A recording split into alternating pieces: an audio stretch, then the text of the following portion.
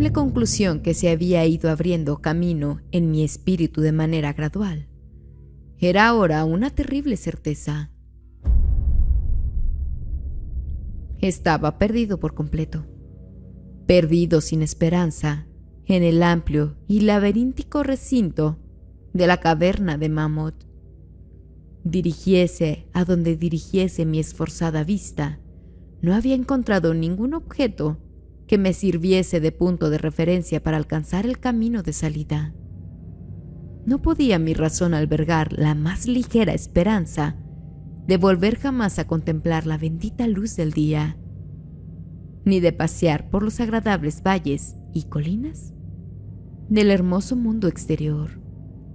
La esperanza se había desvanecido.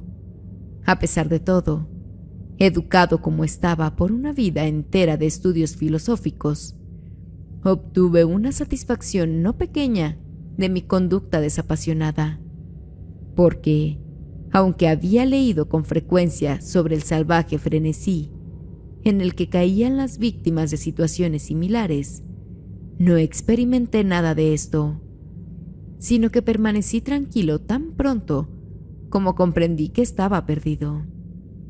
Tampoco me hizo perder ni por un momento la compostura la idea de que era probable que hubiese vagado hasta más allá de los límites en los que se me buscaría. Si había de morir, reflexioné, aquella caverna terrible pero majestuosa sería un sepulcro mejor que el que pudiera ofrecerme cualquier cementerio. Había una concepción, una dosis mayor de tranquilidad que de desesperación. Mi destino final sería perecer de hambre. Estaba seguro de ello. Sabía que algunos se habían vuelto locos en circunstancias como esta, pero no acabaría yo así. Yo solo era el causante de mi desgracia. Me había separado del grupo regular de visitantes sin que el guía lo advirtiera, y después de vagar durante 1 hora aproximadamente por las galerías prohibidas de la caverna, me encontré incapaz de volver atrás por los mismos vericuetos tortuosos que había seguido desde que abandoné a mis compañeros. Mi antorcha comenzaba a expirar. Pronto estaría envuelto en la negrura total y casi palpable de las entrañas de la tierra. Mientras me encontraba bajo la luz poco firme y evanescente, medité sobre las circunstancias exactas en las que se produciría mi próximo fin. Recordé los relatos que había escuchado sobre la colonia de tubérculos que establecieron su residencia en estas grutas titánicas. Por ver de encontrar la salud en el aire sano, al parecer, del mundo subterráneo, cuya temperatura era uniforme, pura su atmósfera, e impregnado su ámbito de una impasible quietud. En vez de la salud, había encontrado una muerte extraña y horrible. Yo había visto las tristes ruinas de sus viviendas defectuosamente construidas, al pasar junto a ellas con el grupo, y me había preguntado qué clase de influencia ejercía sobre alguien tan sano y vigoroso como yo una estancia prolongada en esta caverna inmensa y silenciosa. Y ahora, me dije con lóbrego humor, había llegado mi oportunidad de comprobarlo, si es que la necesidad de alimentos no apresuraba con demasiada rapidez mi salida de este mundo. Resolví no dejar piedra sin remover, ni desdeñar cualquier medio posible de escape. En tanto que se desvanecía en la oscuridad los últimos rayos espasmódicos de mi antorcha, de modo que, apelando a toda la fuerza de mis pulmones, proferí una serie de gritos fuertes, con la esperanza de que mi clamor atrajese la atención del guía. Sin embargo, pensé mientras gritaba que mis llamadas no tenían objeto y que mi voz, aunque magnificada y reflejada por los innumerables muros del negro laberinto que me rodeaba, no alcanzaría más oídos que los míos propios. Al mismo tiempo, sin embargo, mi atención quedó fijada con un sobresalto al imaginar que escuchaba el suave ruido de pasos aproximándose sobre el rocoso pavimento de la caverna. ¿Estaba a punto de recuperar tan pronto la libertad? ¿Habría sido entonces vanas todas mis horribles aprensiones? ¿Se habría dado cuenta el guía de mi ausencia no autorizada del grupo y seguiría mi rastro por el laberinto de piedra caliza? Alentado por estas preguntas jubilosas que afloraban a mi imaginación, me hallaba dispuesto a renovar mis gritos con objeto de ser descubierto lo antes posible, cuando, en un instante, mi deleite se convirtió en horror a medida que escuchaba.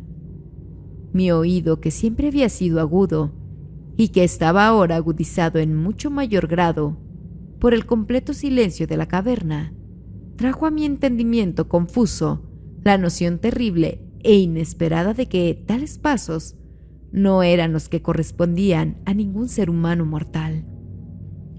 Los pasos del guía, que llevaba botas, habrían sonado en la quietud ultraterrena de aquella región subterránea como una serie de golpes agudos e incisivos. Estos impactos, sin embargo, eran blandos y cautelosos, como producidos por las garras de un felino. Además, al escuchar con atención, me pareció distinguir las pisadas de 4 patas en lugar de 2 pies. Quedé entonces convencido de que mis gritos habían despertado y atraído a alguna bestia feroz, quizá un puma que se hubiera extraviado accidentalmente en el interior de la caverna. Consideré que era posible que el Todopoderoso hubiese elegido para mí una muerte más rápida y piadosa que la que me sobrevendría por hambre. Sin embargo, el instinto de conservación, que nunca duerme del todo, me agitó en mi seno, y aunque el escapar del peligro que se aproximaba no serviría sino para preservarme para un fin más duro y prolongado, determiné, a pesar de todo, vender mi vida lo más cara posible. Por muy extraño que pueda parecer, no podía mi mente atribuir al visitante intenciones que no fueran hostiles. Por consiguiente, me quedé muy quieto, con la esperanza de que la bestia, al no escuchar ningún sonido que le pudiera servir de guía, perdiese el rumbo, como me había sucedido a mí, y pasase de largo a mi lado. Pero no estaba destinada a esta esperanza a realizarse. Los extraños pasos avanzaron sin titubear. Era evidente que el animal sentía mi olor, que sin duda podía seguirse desde una gran distancia en una atmósfera como la de la caverna, libre por completo de otros efluvios que pudieran distraerle. Me di cuenta, por tanto, de que debía estar armado para defenderme de un misterioso e invisible ataque en la oscuridad, y tanteé a mi alrededor en busca de los mayores de entre los fragmentos de roca que estaban esparcidos por todas partes en el suelo de la caverna, y tomando uno en cada mano para su uso inmediato, esperé con resignación el resultado inevitable. Mientras tanto, las horrendas pisadas de las zarpas se aproximaban. En verdad era extraña en exceso la conducta de aquella criatura. La mayor parte del tiempo, las pisadas parecían ser las de un cuadrúpedo que caminase con una singular falta de concordancia entre las patas anteriores y las posteriores, pero, a intervalos breves y frecuentes, me parecía que tan solo 2 patas realizaban el proceso de locomoción. Me pregunté cuál sería la especie de animal que iba a enfrentarse conmigo.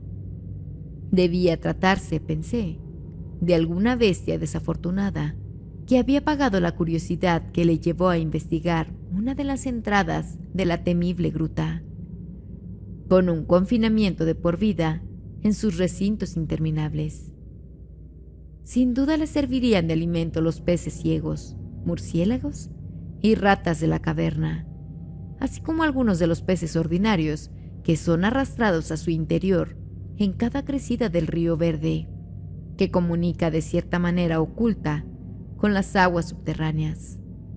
Ocupé mi terrible vigilancia con grotescas conjeturas sobre las alteraciones que podría haber producido la vida en la caverna, sobre la estructura física del animal.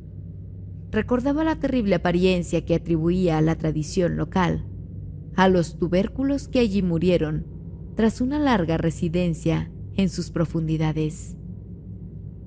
Entonces recordé con sobresalto que, aunque llegase a abatir a mi antagonista, nunca contemplaría su forma, ya que mi antorcha se había extinguido hacía tiempo, y yo estaba por completo desprovisto de fósforos. La tensión de mi mente se hizo entonces tremenda. Mi fantasía dislocada hizo surgir formas terribles y terroríficas de la siniestra oscuridad que me rodeaba y que parecía verdaderamente apretarse en torno a mi cuerpo. Las temibles pisadas estaban cada vez más cerca, cada vez más cerca. Parecía yo a punto de dejar escapar un agudo grito, aunque hubiese sido lo bastante irresponsable para hacer tal cosa. A duras penas hubiera respondido mi voz. Estaba petrificado, enraizado al lugar en que me encontraba. Dudaba de que pudiera mi mano derecha lanzar el proyectil a la cosa que se acercaba, cuando llegase el momento crucial. Ahora, el decidido pat, pat de las pisadas estaba casi al alcance de la mano, luego, muy cerca. Podía escuchar la trabajosa respiración del animal, y aunque estaba paralizado por el terror, comprendí que debía haber recorrido una distancia considerable y que estaba correspondientemente fatigado. De pronto, se rompió el hechizo. Mi mano, que mi sentido del oído, siempre digno de confianza y haba, lanzó con todas sus fuerzas el trozo de piedra caliza de agudos ángulos que sostenía hacia el punto de la oscuridad del que emanaban las pisadas y la respiración y, es maravilloso de contar, casi alcanzó su objetivo. Escuché cómo la cosa saltaba y volvía a caer a cierta distancia. Allí pareció detenerse. Después de reajustar la puntería, recargué el segundo proyectil, con mayor efectividad esta vez. Escuché caer a la criatura, vencida por completo, y permaneció yacente e inmóvil, casi agobiado por el alivio que me invadió. Me apoyé en la pared. La respiración de la bestia se seguía oyendo, en forma de jadeantes y pesadas inhalaciones y exhalaciones. Deduje de ello que no había hecho más que herirla, y entonces perdí todo deseo de examinarla. Al final, un miedo supersticioso, irracional, se había manifestado en mi cerebro, y no me acerqué al cuerpo, ni continué arrojándole piedras para contemplar la extinción de su vida. En lugar de esto, corrí a toda velocidad en lo que era, tan aproximadamente como pude juzgarlo en mi condición de frenesí, la dirección por la que había llegado hasta allí. De pronto, escuché un sonido, o más bien una sucesión regular de sonidos. Al momento siguiente se habían convertido en una serie de agudos chasquidos metálicos. Esta vez no había duda. Era el guía.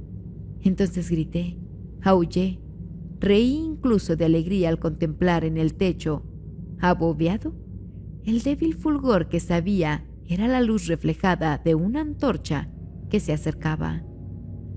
Corrí al encuentro del resplandor, y antes de que pudiese comprender por completo lo que había ocurrido, estaba postrado a los pies del guía y besaba sus botas mientras balbucía, a despecho de la orgullosa reserva que es habitual en mí, explicaciones sin sentido.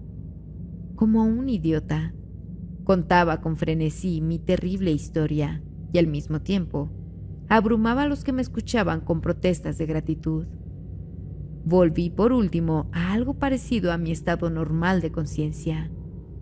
El guía había advertido mi ausencia al regresar el grupo a la entrada de la caverna y, guiado por su propio sentido intuitivo de la orientación, se había dedicado a explorar a conciencia los pasadizos laterales que se extendían más allá del lugar en el que había hablado conmigo por última vez, y localizó mi posición tras una búsqueda de más de 3 horas. Después de que me hubo relatado esto, yo, envalentonado por su antorcha y por su compañía, empecé a reflexionar sobre la extraña bestia a la que había herido a poca distancia de allí, en la oscuridad, y sugerí que averiguásemos, con ayuda de la antorcha, qué clase de criatura había sido mi víctima. Por consiguiente, volví sobre mis pasos con el coraje nacido de la compañía hasta el escenario de la terrible experiencia. Pronto descubrimos en el suelo un objeto blanco, más blanco incluso que la misma reluciente piedra caliza. Nos acercamos con cautela y dejamos exhalar una simultánea exclamación de asombro, porque este era el más extraño de todos los monstruos extranaturales que cada uno de nosotros hubiera contemplado en la vida. Resultó tratarse de un mono antropoide de grandes proporciones, escapado quizá de algún zoológico ambulante. Su pelaje era blanco como la nieve, cosa que sin duda se debía a la calcinadora acción de una larga permanencia en el interior de los negros confines de las cavernas.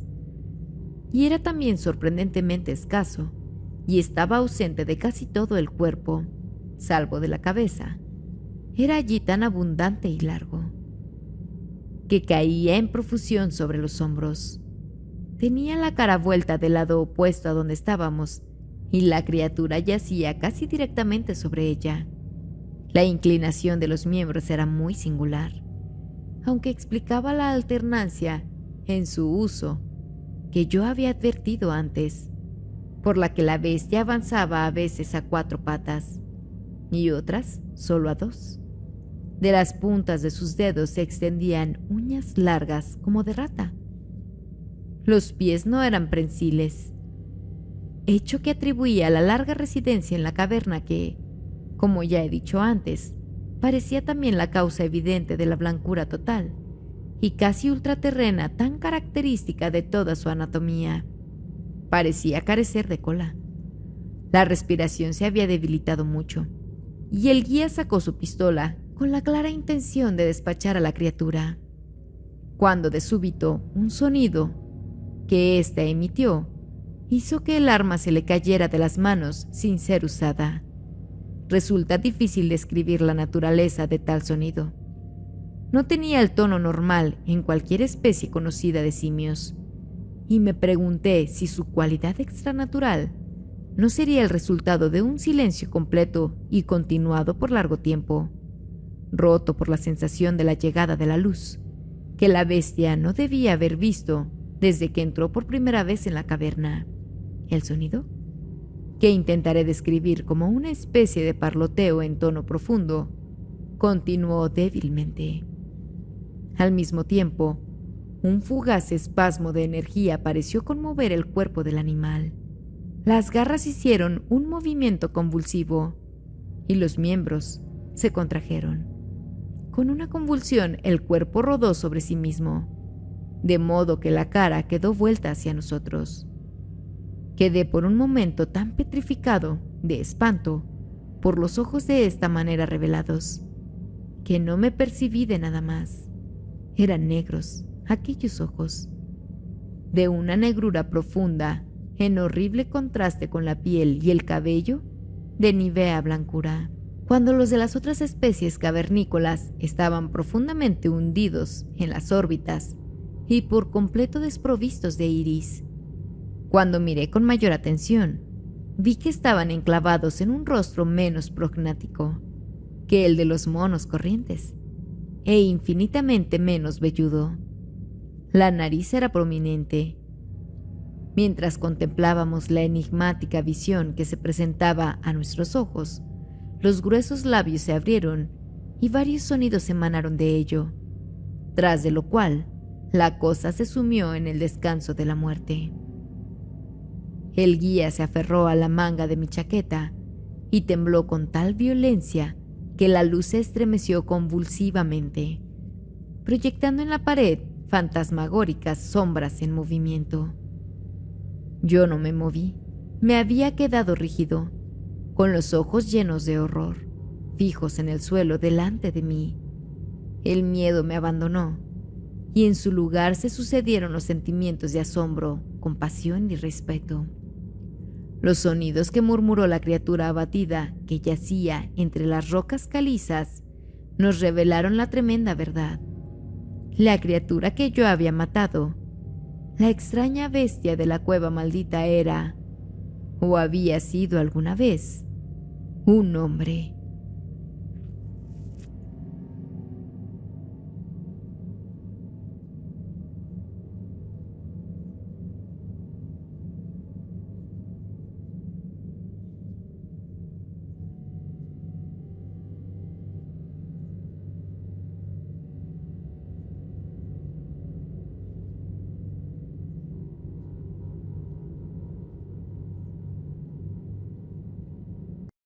Gracias a los miembros del canal que hacen que este proyecto sea posible. Si aún no te unes, ¿qué esperas? Pero si no está en tus posibilidades, comenta un gracias y deja tu like para que nuestro contenido pueda llegar a más personas.